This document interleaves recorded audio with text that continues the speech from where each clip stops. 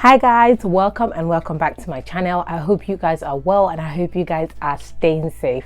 So guys, welcome back. In case you don't know me, my name is Ayatollah, the creative director of So Unique Baduni and the content creator of this channel, DIY with So Unique Baduni, and this channel was created basically for you. So guys, this channel might be undergoing a bit of rebranding and a bit of reconstructing, just because we're going to be going into a little bit of lifestyle. So I know, as you know, this channel was basically for DIY purposes, and last week or like the week before, I put out a poll on my channel in the community tab and I asked you guys to vote. So essentially it's our channel and I gave you guys the opportunity to decide how we run it, and I asked you if you wanted me to open a separate channel to talk about lifestyle and, you know, different tips that might be helpful to people, or you wanted me to like just merge it with this one. And more people voted that I merge it with this one. So basically I'm putting this video out as a trial to see if I need to merge it or if I should be opening a separate channel. However, for now it's basically just going to be merged just to help me manage my time. So what I'm going to try and do is in a week I'm going to upload like one lifestyle video, and then the following week will be a sewing tutorial, and everybody's happy. What do you guys think? Let me know in the comments section below what you guys think. If you're new here, welcome. Make sure you please subscribe, and all you need to do to subscribe is hit the subscribe button right here on your screen, as well as the notification bell so you don't miss out on the awesome content that I have for you. To all my OGs, welcome back. I know it's a little different from what you're used to, but I hope you enjoy it, I hope you share, and I hope that you find it useful all the same. So guys, without further ado, we're going to get into the video for today. Alright guys, so in case you're wondering what we're talking about today, I'm going to be giving you a couple of tips and things that you need to do when you arrive in the UK as an international student. So yes, this video is about a month and a half late because a lot of international students arrived in September 2021. However, it's not too late because I know that some students are still arriving in the UK and some students will be arriving in the UK in January, May, and of course next year September. So obviously, as late as it might seem, it is very timely, and I hope that this video is very useful to you all. So some of you might know I am studying at the moment. I'm doing my master's in management here in the UK. And yeah, I'm just going to be telling you guys some of the things that I think you should do on arrival in the UK, and they will absolutely help you out. So the first thing that I would say is a lot of things have changed since I put together this list, and I shared this list with so many of my friends and they absolutely found it very useful. But yes, things have changed, and some of the things that have changed, I will highlight them, but you do need to understand that this list is subject to change, so rules will change. You need to always visit the UK government website to get updated information. You need to read. Don't just go by the list and say that Ayatollah or Aduni said this, because like I said, things are subject to change. So the first thing that I always say here is get a SIM card, preferably from the provider that you want to use for your contract, so you can keep the same number. However, if you want to change your same, like the provider, it's possible to keep the same number. So the first thing on my list is get a SIM card. There are so many network providers here in the UK, and one of the important things to do or consider when you're choosing a network provider is where you live and where you're going to school and the places that you will be at often. So if you're going to be at a place often, you want to make sure that the network has a very good connection, you know, where you're going to be. I know that with some places, you know, my connection isn't great. However, where I live and where I school, it's absolutely amazing. So I'm really happy with the network provider that I have chosen at the moment. And that's some of the things that you want to consider. So the first thing is you want to get a SIM card. Now, I know that many people first usually will get like a mobile or you know, one of those ones that are cheap for international calls. So if you're going to be doing a lot of international calls to your family back home, you might want to consider that. However, that might not be your main network. There's so many options, and I'll put a couple down in the description bar, so definitely check it out. Point number 2 on the things you need to do when you first come to the UK. The second thing that you want to do when you come to the UK is you want to open a digital bank account. So what do I mean by digital bank account? A digital bank account you can open from the comfort of your house. You don't necessarily need to leave your house to open the bank account. And the reason why I said, you know, why I did all of this is because when I came, we were in quarantine, so we couldn't leave the house. However, now if you're coming from like Nigeria, I know that the rules have changed. You basically only have to quarantine for 2 days. Well, ideally for 2 days if you've been fully vaccinated, and then you will take a day 2 test, and if it's negative, then you're free to go out. However, if it's positive, you have to keep quarantining for 10 days until your results is negative. I don't know if I said negative or positive, but you guys get the gist. So yes, you want to open a digital account. Now there's so many. There's Monzo. My sister's got Revolut, I think. And there is Starling. So you can, choose from any of them. But I'll say that the easiest might be Monzo or Revolut. But I know that Monzo is really easy. It's very popular. And yeah, you basically just have to have your, your student visa, upload it, fill all the parts that they need you to fill. And I remember that it literally took only about 5-6 days for me to get my card, and I added it to my Apple wallet, and I could basically use it to pay for stuff. So you definitely want to open a digital bank account first. The next thing that you want to do is can I just quickly say that one of the reasons why I say open a digital bank account first before you open like a regular bank account is if you're like me, or if you're from a country where you need to quarantine, or if you're still quarantining, you might not get access to getting your BRP card, or if your BRP card is not ready, you might not be able to open an actual bank account. So the likes like NatWest, Barclays, Lloyds, you can't open those if you don't have like proper documentation. So while you're waiting for your BRP, or while you're quarantining, you might need a bank account to run your activities. So Monzo, Revolut, and the likes will serve. Starling will serve as a perfect option. Now, this is not an ad. I wasn't paid by any of these brands. I'm just saying that based on my experiences, or based on my experience rather, these are the things that I've used and they work for me. The third thing that you want to do is after quarantining, you want to collect your BRPs. Now, when you're filling your visa application, you would have designated a place to pick up your BRP. For many people, it's their university. For some people, it's the post office. Depending on when you apply, from the timeline from when you apply to when you arrive in the UK, your BRP might be ready by the time you arrive, or might not be ready. If it's at the post office or your institution, you want to keep checking and pick up your BRP as soon as it's ready, because to be honest, there's only so much you can do without your BRP. Now, some of you might be asking, what is a BRP? A BRP is your biometric residence permit. It's what allows you to be in the UK, what shows that you have legal right to be in the UK. That's what a BRP is. So you basically, it would have your BRP number, it would have your date of your duration that you're allowed to stay in the UK, and basically it just gives you legal rights to be in the UK, like the name implies, biometric residence permit. So it's your residence permit. So the next thing you want to do is, once you collect your BRP, you want to apply for your national insurance number online. And this is very important. In the UK, before you can work, you have to have a national insurance number. Now, get me, you can work without having the NI like immediately. That's the NIN, that's national insurance number. However, you're expected to have an NIN. So your employer would ask you, what is your NI number? And you should have that. So basically, you want to apply as soon as you have your BRP. Now, the application for the NI is currently about 16 weeks. It doesn't take that long. Mine came in less than 16 weeks, but they will tell you that this application process might take up to 16 weeks. So it's better you get it started early so that you can have your NI number as soon as possible. But like I said, you can start working while waiting for your NI, but it's just better to apply as soon as possible and get it out of the way.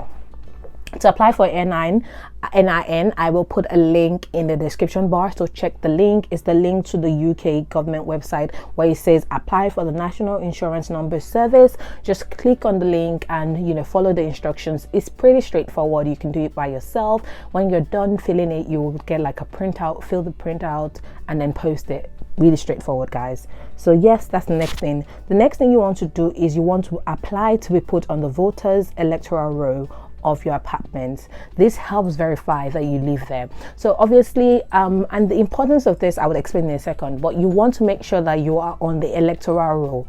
Now, I don't know if all countries are eligible to vote in the UK, but I know that Nigerians can. I'm Nigerian, so I am on the electoral roll of where I live. Obviously, I live with my amazing family. I live with my aunt and my uncle and my cousins, but yeah, they're amazing. I live with my family, so I am on the electoral roll here. And the reason why that's important is because if you want to apply for certain things, they need to confirm that you actually live where you live, where you say that you live, and the electoral roll is a good way to prove that you live where you say you live. So it's a way to confirm your address. You know, anyone can put anything anywhere. It doesn't necessarily mean, but you being on the voters roll or the electoral roll of that apartment or that building or that flat basically solidifies the information that you're given. So if you want to get access to things like Klarna, if you want to get access to things like ClearPlay, or get access to things like PayPal Paying 3, it absolutely helps you get access to those things. And if you don't know what those things are, I will make a separate video talking about those things soon. Now, another thing just to touch on importantly is that, I don't know if you guys know, but credit score cannot be transferred. So basically in Nigeria, we don't really have like a credit system, but we do have some credit score corporations. So I know we have the CRC, and they check your credit score. You know, they do your credit score rating, how good of a lender or borrower, how good of a borrower you are, I think that's the right word, how quick you pay your debts and things like that. But because you know, it's not popular in Nigeria, most Nigerians don't know that we have it, but we do have it. But the thing is, it doesn't really matter whether you have a good credit score in Nigeria or not, because credit score cannot be transferred. So the moment you come into the UK, you technically don't have credit history and you're starting afresh. So getting on the electoral roll would also help you build your credit score. So the next thing, guys, I'm almost finished. I know my list is long. I've got about 9 items, but we're on number 6 now. Number 6, the next thing you want to do is register at the GP. So the GP is the general practitioner. It's like your doctors or the clinic. You want to register at the GP. Now, if you're a student, your school will most likely advise you to register at a GP close to your uni. However, I'll always say that register at the GP close to your accommodation, and this can be done online and over the phone. For my GP, all I had to do was, you know, Google the closest GP to me, give them a call. They gave me the steps to follow. I filled online and I submitted and I registered. It was easy peasy lemon squeezy. Very easy, guys. So yes, you definitely want to register at the GP, and of course you might need a letter from your uni and you might need your BRP to do this. However, it's very important that you register. You don't want to wait till you're sick before you do that. You want to register at your GP, and when you do that, you'll get an NHS confirmation number as well, so that you have your NHS number, which is like the healthcare system in the UK. It's very popular. I'm sure you guys have heard of it. So when you register at the GP, the next thing you want to do is, if you still want to open a proper bank account, by now I assume that you have your BRP, then you can go ahead and open a proper bank account. So whether you want to open with Barclays, which is very popular, you want to open with Nationwide, NatWest, whatever bank account you want to open, definitely go for it. Like I said, this is not an ad. I wasn't paid by any brand. This video isn't sponsored. I'm just saying based on my experiences, you know, things that I'm familiar with. And the next thing you want to do is so I know that for many international students that you're coming here, some of you want to work. Now, I must emphasize that you're only permitted to work 20 hours a week. And I know that people would advise you to work more, but guys, that's deadly advice. Don't listen to them, because if you get caught, you're going to get in trouble. Okay? You're going to get in trouble. So don't do it. Just stick to your 20 hours limit. Work. You're here for study. Okay? And yeah, you want to stick to that. And another helpful app that I've found, thanks to my friend Tolu for recommending it, is Couple. So it's spelled COOPLE. The Couple app. I'm going to put a link in the description bar as well. So if you go on Couple and you register on Couple, it will help you find jobs. However, the jobs on Couple, obviously Couple will need your BRP and some other documentations just to confirm that you have the right to work in the UK. So you can't do illegal stuff, okay? And because you're a student, they will limit you to 20 hours as well. But the great thing about Couple is Couple always gives holiday rates. So you find jobs that pay about anything from like £9.50 or £9 an hour. 4 to even sometimes 15-16 pounds, you know, depending on your expertise. You find jobs that require different skill sets, different level of expertise, different dressings. Some of them will say, you know, wear casual. Some of them will say wear, you know, a white shirt and black pants. Some of them have different dressings. However, you will find the jobs on Couple you can apply for and then attend the shifts. So it's a great way to find, you know, a permanent job. Like I said, there are usually temp jobs, or you probably go for one for like 2 days or like 3 days. Sometimes you can get for like the whole month, but they are usually temp jobs. However, it's a good way to get a permanent job. So a quick story time. The time I got my first job here, I went through Couple and I worked there through Couple like 3 times. And then on the third time, I literally just asked, no, on the second time, the manager, one of the assistant managers said to me, oh, would you like to work here? And I was like, that's not too bad, because obviously I didn't have a permanent job at the time. So I just wrote a letter to the manager an email rather to the manager on my 3rd shift, and I was offered. Obviously, I had to do I didn't have to do a trial shift, because obviously that was a trial shift. I had done 3 shifts with them, but I was, you know, I was indoctrinated into the system of the company, and yeah, basically I got my permanent job through them. Obviously I'm not with that company anymore, but that's how I got my first job. I, you know, worked with them via Couple and then got a permanent position with them. So guys, we are now on the last thing that I would recommend to do. Now, if you're in not the last thing, second to last. If you're in London specifically, you want to register for an 18+ student photo card. It's an Oyster, like the regular Oyster that you have, but it has your picture on it. So unfortunately, I can't show you guys mine because it's got my information, but it's got your picture on it. Now, the benefit of a student photo card in comparison to a regular Oyster is that for the student photo cards, rather, you get a 30% discount when you buy bus passes, monthly bus passes, weekly bus passes, and when you buy travel cards. Let me backtrack. In London, we run a system where you can get on the transport using your Oyster card or your bank card.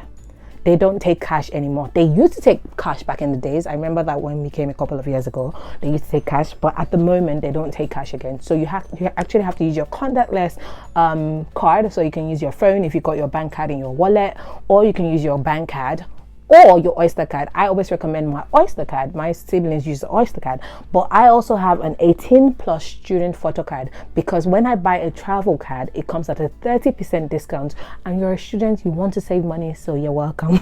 Yeah, it saves money, so I definitely recommend that you do that. To apply for the for the student Oyster card, it costs about £20, but obviously you're saving a lot of money at the end of the day. So I'll put a link in the description bar, as well as in the iCards maybe. Definitely check it out. And guys, the last thing I'm going to say is, when you're a student and you've just moved to the UK, you definitely want to download Unidays and Totem. Unidays is an app that is for students. It verifies that you're students. It gets your student details. You need your student email to register for Unidays, and you can find loads of amazing discounts on Unidays, guys. I literally always get 10% off my ASOS. Sometimes I get 20% off if they're doing any promo. I get permanent 10% or 15% off Sports Direct. It's amazing, guys. You get discounts on food, you get discounts on shopping, you get discounts on so many things. So yes, if you're coming to the UK, you definitely want to follow the list of the 10 things that I've given you guys, okay? And yeah, you will be fine. I'm going to do a couple of videos on how to settle in and how to help you adjust to the system much later. However, for this video, we've come to the very end. All right, guys, thank you so much for watching this video to the end. I hope you enjoyed it, and I hope it was worth your while. If you enjoyed this video, let me know in the comment section. Let me know if you'd like to see more series on living in UK as a student, as an international student specifically, and things to do, a tour of my university and things like that. So yes, let me know what you guys think. Thank you so much, guys, for watching to the very end. If you haven't subscribed, please don't forget to hit the subscribe button. Don't forget to give this video a like. Don't forget to leave your comment suggestions and feedback in the comment section below. If you aren't following me on Instagram, please follow me on the links in the description bar as well as by this side. You also want to turn on the notification bell. My sister is there reminding me that you didn't say turn on your notification bell. They need to turn on your notification bell. So shout out to you, Ayomiko. And yes, turn on the notification bell so you don't miss out on all the videos that I post. Thank you so much, guys. I will see you guys next Sunday. Take care and stay safe.